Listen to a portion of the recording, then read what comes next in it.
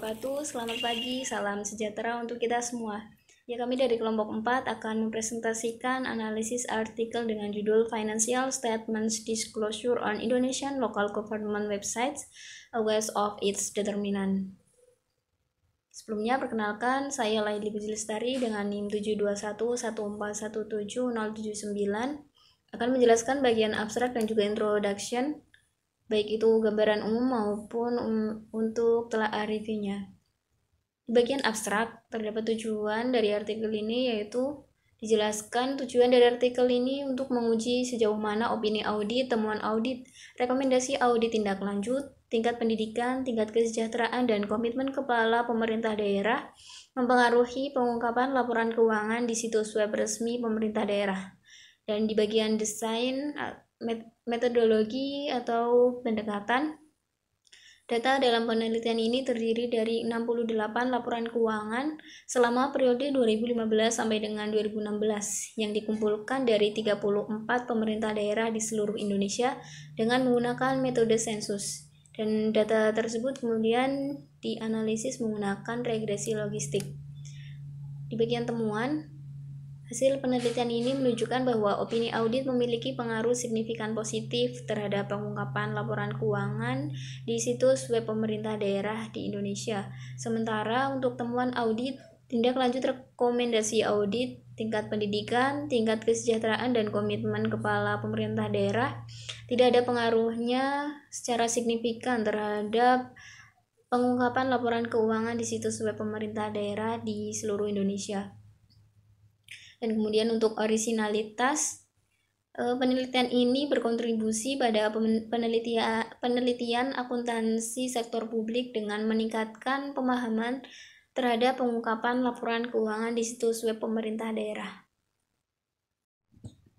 Lanjut di bagian pendahuluan, Indonesia telah mengembangkan e-government sejak dikeluarkannya Instruksi Presiden Nomor 3 Tahun 2003, di mana tujuannya yaitu untuk memudahkan akses publik informasi yang diberikan oleh pemerintah daerah. Dan dalam instruksi tersebut mengharuskan pemerintah daerah untuk mengembangkan situs web resmi mereka. Lanjut, sebelumnya juga sudah dilakukan studi pendahuluan di mana di tahun 2015 ada 16 pemerintah daerah yang mengemukakan laporan keuangan mereka di situs web masing-masing, sementara 18 lainnya belum. Dan di tahun 2016 terjadi peningkatan, di mana ada 17 pemerintah daerah yang mengungkapkan laporan keuangan mereka. Menurut Ferawati 2014, dikemukakan bahwa ada celah dalam praktik pengungkapan informasi keuangan melalui e-government, dan sebagian besar pemerintah daerah belum mengoptimalkan penggunaan teknologi internet. Menurut Handayani 2010, bahwa opini audit mempengaruhi publikasi pelaporan keuangan pemerintah secara online. Selanjutnya, menurut Hartono 2006 mengemukakan bahwa rekomendasi audit tindak lanjut adalah elemen penting dalam penilaian kinerja manajemen. Kemudian ada Perez et al. 2008 menyatakan tingkat pendidikan publik mempengaruhi pemerintah daerah untuk mengungkapkan laporan keuangan mereka. Kemudian, tingkat pendidikan publik di suatu negara akan berdampak pada pengembangan e-government negara tersebut, menurut Evan dan Yen 2005. Lanjut ada menurut Hauduri et al. 2005, beberapa studi sebelumnya juga telah menemukan pengaruh positif yang signifikan pada tingkat pendidikan dalam pengungkapan informasi. Selanjutnya, komitmen kepala daerah terhadap akuntabilitas dan transparansi juga sangat penting untuk kontribusi pada akuntabilitas organisasi.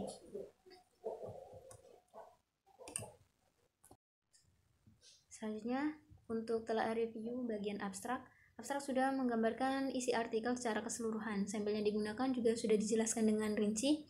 Temuan dari hasil penelitian hanya dijelaskan secara umum dan orisinalitas sudah dijelaskan. Selanjutnya di bagian introduction, fenomena gap sudah dijelaskan. Research gap juga sudah ada dan mendukung untuk dilakukan penelitian. Alasan pemilihan sampel belum dijelaskan di dalam artikel tersebut. Ya, demikian dari saya. Terima kasih. Dilanjutkan oleh presenter selanjutnya.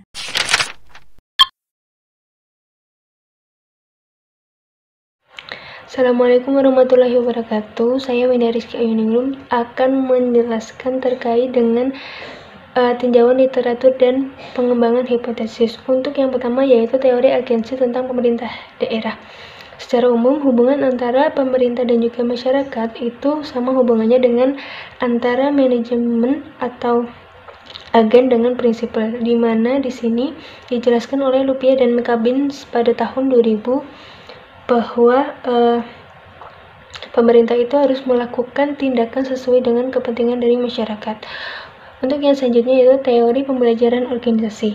Teori pembelajaran organisasi yang disampaikan oleh Senge pada tahun 1990 adalah sebuah konsep di mana organisasi mampu untuk terus-menerus melakukan proses belajar secara mandiri sehingga organisasi itu dapat untuk berpikir dan bertindak dalam menanggapi berbagai perubahan yang muncul. Oleh karena itu, pemerintahan harus mengikuti perkembangan teknologi untuk dimanfaatkan dalam penyampaian informasi kepada masyarakat.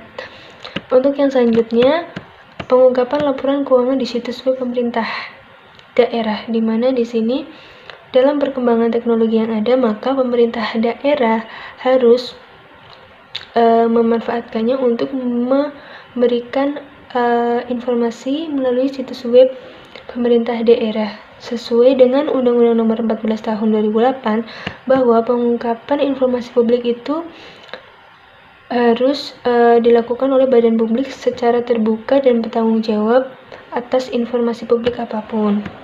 Untuk yang selanjutnya, pengaruh opini audit terhadap pengungkapan laporan keuangan pada situs web pemerintah daerah.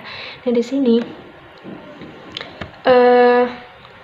untuk pendapat itu kan pendapat audit atau opini audit merefleksikan tingkat kewajaran daripada laporan pertanggungjawaban yang dilaporkan oleh pemerintah daerah. Oleh karena itu, di situ pasti nanti ada temuan-temuan.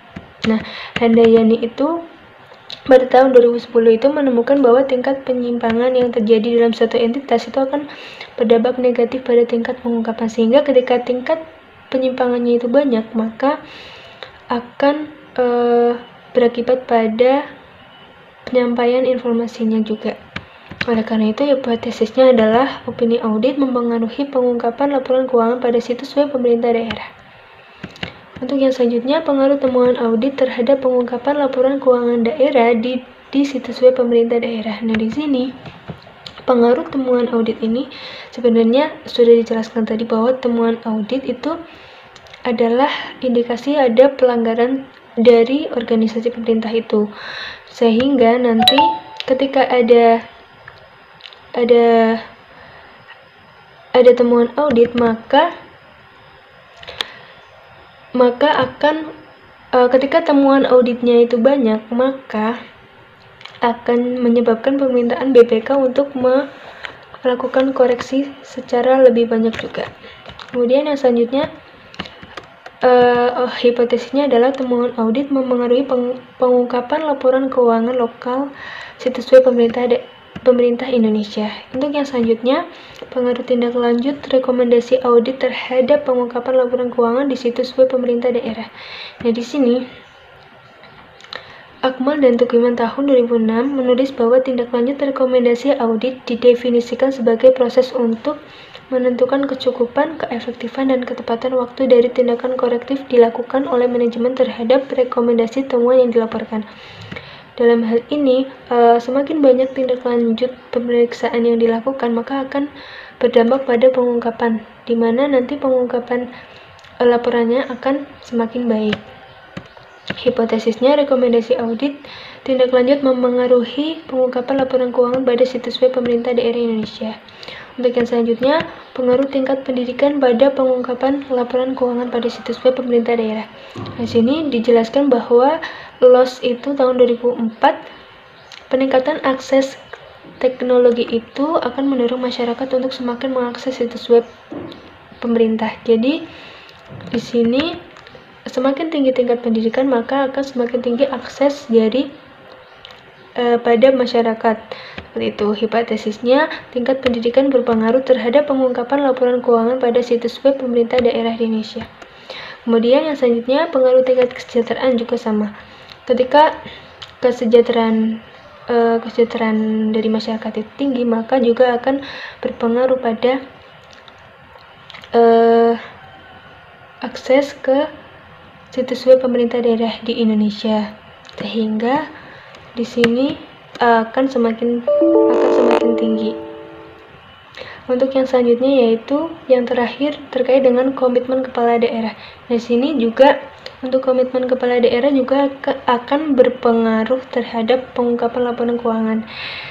Seperti itu untuk hipotesisnya bahwa komitmen kepala pemerintah daerah akan berpengaruh terhadap pengungkapan laporan keuangan di situs web pemerintahan di Indonesia. Seperti itu. Dari saya sekian. Wassalamualaikum warahmatullahi wabarakatuh. Terima kasih.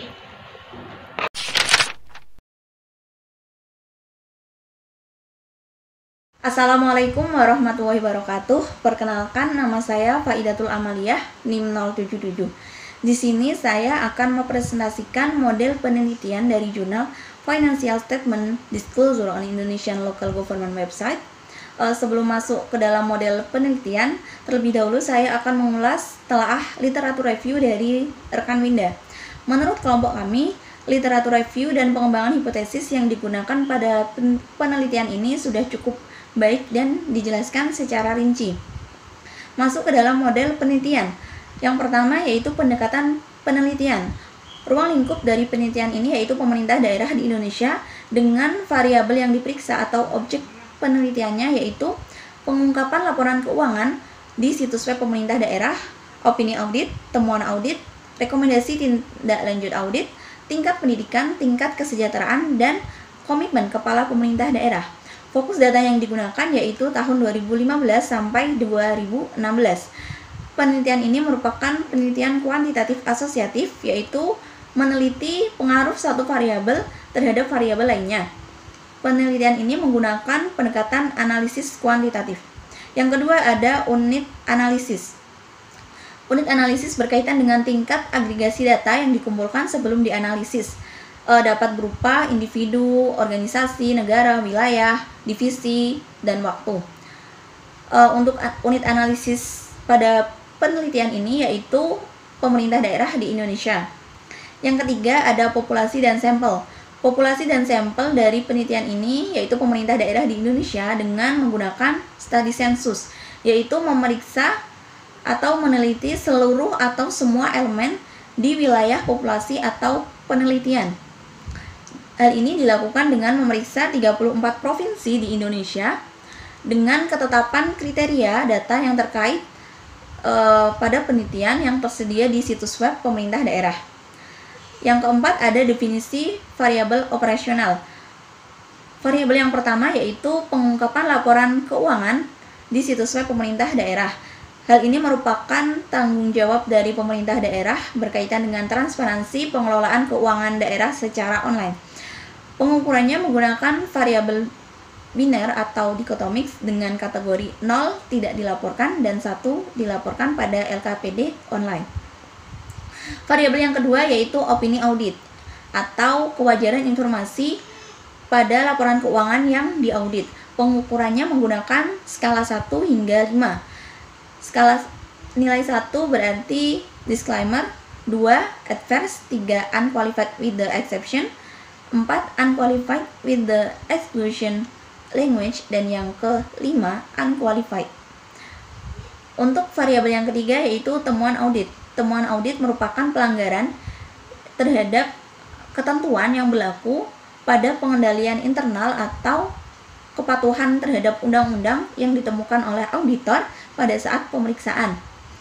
Pada penelitian ini menggunakan proksi temuan audit dengan rumus temuan audit sama dengan temuan audit dibagi total realisasi belanja daerah. Total realisasi anggaran belanja daerah. Untuk variabel yang keempat yaitu rekomendasi tindak lanjut audit. Hasil dari audit tindak lanjut ini yang diperoleh dari BPK harus ditindaklanjuti oleh prinsipal dari entitas yang diinspeksi. Penelitian ini menggunakan rumus PPTLHP atau persentase penyelesaian tindak lanjut sama dengan jumlah rekomendasi dikurangi jumlah belum ditindaklanjuti ditambah tindak lanjut tidak selesai atau tidak sesuai ditambah jumlah tidak bisa ditindaklanjuti dibagi dengan jumlah rekomendasi dikalikan 100. Untuk variabel yang kelima yaitu tingkat pendidikan. Tingkat pendidikan ini dapat diukur dengan rumus pendidikan tinggi sama dengan jumlah siswa di lembaga pendidikan tinggi dibagi total populasi lokal dikalikan 100. Variabel yang keenam yaitu tingkat kesejahteraan. Tingkat kesejahteraan dapat dilihat dari pendapatan per kapita masing-masing daerah. Hal ini dapat diukur dengan rumus tingkat kesejahteraan sama dengan produk domestik regional bruto dibagi total populasi lokal. Untuk variabel yang terakhir yaitu komitmen kepala pemerintah daerah. Variabel ini mengacu pada komitmen pemerintah daerah berkaitan dengan transparansi dalam pengorganisasian administrasi khususnya pada pengelolaan keuangan atau anggaran daerah. Hal ini dapat dilihat dari visi misi RPJMD. RPJMD adalah Rencana Pembangunan Jangka Menengah Daerah. Pengukurannya menggunakan pengukuran biner dengan kategori 0 tidak berkomitmen dan 1 berkomitmen. Yang kelima ada metode pengumpulan data. Metode pengumpulan data pada penelitian ini dapat diakses menggunakan data yang diakses dari situs web resmi. Untuk variabel pengungkapan laporan keuangan dan komitmen kepala pemerintah daerah diambil dari situs resmi pemerintah daerah. Untuk variabel opini audit, temuan audit, dan rekomendasi tindak lanjut audit diambil dari situs web BPK. Sedangkan untuk variabel tingkat pendidikan dan tingkat kesejahteraan diambil dari situs web BPS. Yang keenam ada teknis analisis data. Teknis analisis data yang digunakan pada penelitian ini yaitu regresi logistik atau meneliti metode statistik yang variabel dependennya adalah variabel binar. Variabel binar adalah variabel dengan dua kategori yaitu 0 dan 1. Untuk persamaan regresi logistiknya yaitu ln dikali P per 1 per P sama dengan B0 ditambah B1 dikali X1 ditambah P2 kali X2 ditambah sampai dengan B6 dikali X6 ditambah E. Untuk ln dikali P per 1 per P itu merupakan variabel Y atau pengungkapan laporan keuangan daerah. B0 berarti konstanta dan X1 sampai dengan X6 merupakan variabel. Untuk E merupakan kesalahan dan itu merupakan persamaan regresi logistik dari penelitian ini. Selanjutnya yaitu telaah model penelitian. Menurut kami populasi dan sampel penentuan kriterianya tidak dijelaskan secara rinci. Yang kedua, variabel operasionalnya sudah dijelaskan cukup baik beserta dengan pengukurannya. Ketiga, secara umum pemaparan model penelitian pada penelitian ini sudah cukup jelas. Itu cukup dari saya, kurang lebihnya mohon maaf. Terima kasih, akan dilanjutkan oleh teman saya. Wassalamualaikum warahmatullahi wabarakatuh.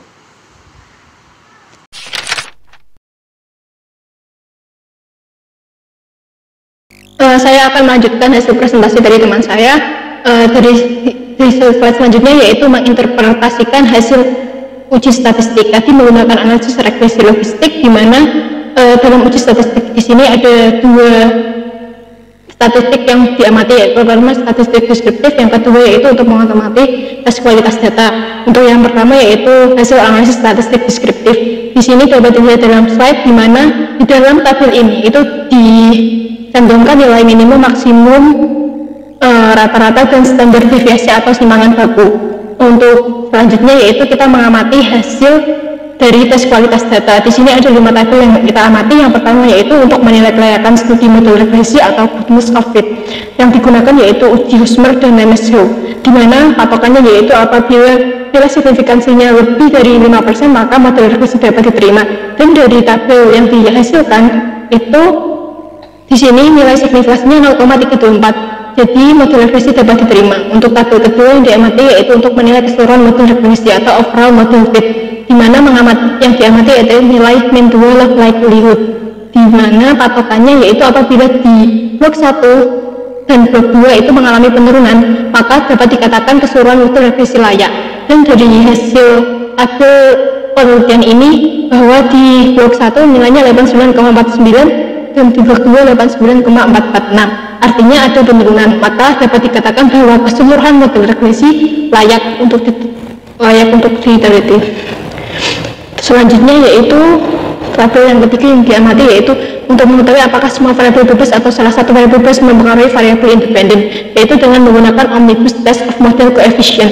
Jadi yang diamati adalah nilai signifikansinya. Apabila nilai signifikansinya kurang dari 0,05 atau 5%, maka dapat dikatakan bahwa variabel independen mempengaruhi pengungkapan terhadap variabel independen. Dan di sini diamati nilainya adalah 0,02. Artinya variabel independen mempengaruhi pengungkapan laporan keuangan di situs web pemerintah daerah secara bersamaan atau setidaknya ada salah satu variabel independen yang mempengaruhinya. Untuk tabel yang selanjutnya yaitu yang diamati yaitu Oxenstall R-square dan Nagle-Kerke R-square, di mana yang diamati yaitu Nagle-Kerke R-square. Artinya itu untuk mengetahui berapa persen variabel independen dipengaruhi oleh variabel dapat dijelaskan oleh variabel independen, dan di sini nilainya yaitu 0,213. Artinya bahwa sebesar 21,3% pengungkapan laporan keuangan di situs web pemerintah daerah dipengaruhi oleh variabel dependen, yaitu opini audit, temuan audit, tindak lanjut rekomendasi audit, tingkat pendidikan, tingkat kesejahteraan, komitmen kepala pemerintah daerah. Untuk tabel terakhir yaitu mengamati hasil pengujian hipotesis. Hasil pengujian hipotesis yang diamati di sini adalah nilai signifikansi, dan di antara keenam variabel independen nilai signifikansinya cuma satu, yang di bawah 0,05 yaitu X1 dengan nilai 0,043. Artinya ini mempengaruhi variabel dependen dengan arah positif seperti itu. Untuk selanjutnya yaitu telaah resulted discussion, dan telaah resulted discussion ini secara garis besar saya mengevaluasi bahwa deskripsi hasil ini cukup jelas. Yang kedua yaitu langkah-langkah analisis regresi logistis dijelaskan dengan baik. Jadi dalam ujian ini dijelaskan dengan buntut ya. Yang kedua yaitu hasil dari setiap uji dijelaskan dengan baik. Akan tetapi untuk hasil statistik deskriptif tidak diulas lebih lanjut mengenai hasil tersebut dalam bentuk kalimat, hanya bisa disajikan tabel. Yang ketiga yaitu penjelasan terkait diskusi dijelaskan dengan runtut dengan baik. Terima kasih. Ini presentasi dari saya dan dilanjutkan oleh teman saya.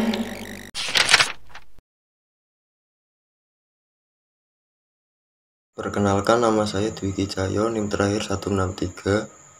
Saya di sini akan menjelaskan tentang kesimpulan, batasan, dan implikasi penelitian.